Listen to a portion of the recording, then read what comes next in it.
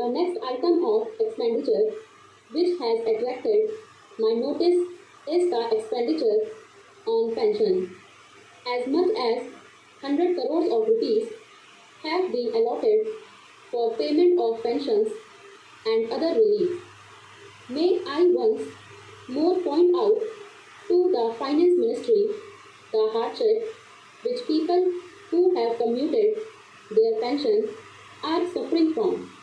Some of the people who have commuted their pension have had the misfortune to live up to 70 to 80 years and have paid their commuted portion twice, and still this government exacts these payments from these commuted pensioners.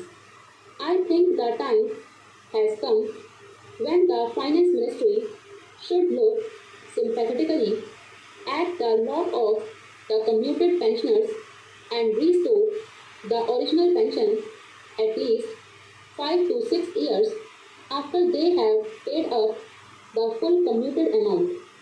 Then I come to that white elephant in our government, namely the Planning Commission, which cost us rupees 1000 crores. On a former occasion, when I made the remark that our Planning Commission is the costliest in the world, the Minister of State for Finance said that the French Planning Commission was as large, if not larger, and it was as costly as our Planning Commission. I challenged him to produce the figures. He said he had not the figures. I made some personal enquiries of the French embassy in Delhi, and they tell me that there is no special staff for the French Planning Commission, that the staff that try to implement the suggestions of the French Planning Commission are distributed over several ordinary ministries so that no special cost is incurred on the staff of the Planning Commission. Why should we not have a Planning Commission composed of representative experts, honorary experts, like the Planning Commissions of other countries, experts from industry, from labor, from the professions, from the private sector, as well as the public sector, who give competent and useful advice on planning to the government. As at present constituted, the Planning Commission is composed of people who are pledged to one social philosophy, namely the socialist philosophy, because the Planning Commission and the government plan not for prosperity but for socialism. If the Planning Commission is to plan for prosperity, if the government are to work for economic prosperity, the Planning Commission should be composed of representative experts from interests which are engaged in the promotion of economic growth. Very often, we find in the reports of ministries the phrase that the Planning Commission has allotted so much money to this department or to that ministry.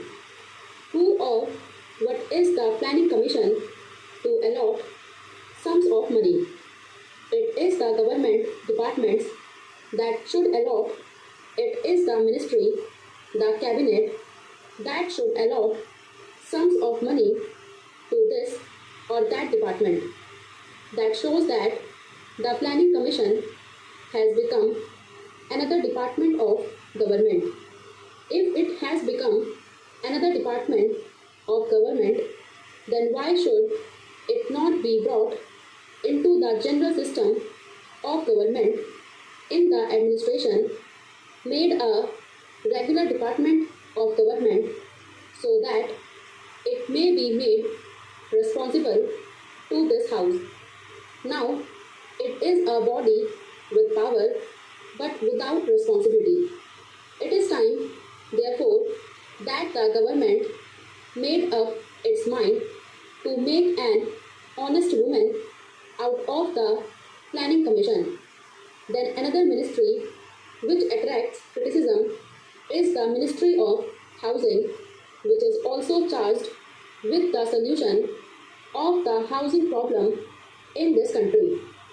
In order to solve the immense housing problem of this country, indicated by the calculations of the Planning Commission itself, in order to place the housing position of India on a satisfactory footing, as many as 50 million rural houses have to be reconstructed.